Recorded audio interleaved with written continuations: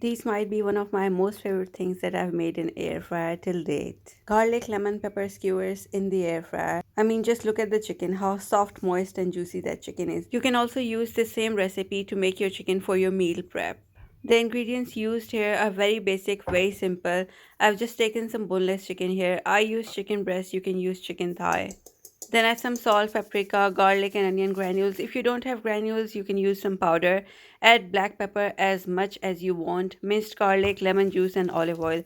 I didn't have the time to marinate the chicken, but these turned out so good even without marination, but you can marinate them for an hour or overnight in the fridge. I used the bamboo skewers here. I didn't soak them in water, but you can soak them for 30 minutes in water and they didn't burn, so it's fine. My air fryer rack is covered with baking paper. I do it because it keeps the chicken soft and moist. You can choose not to do it. Air fry the skewers at 200 degrees Celsius for about 15 minutes.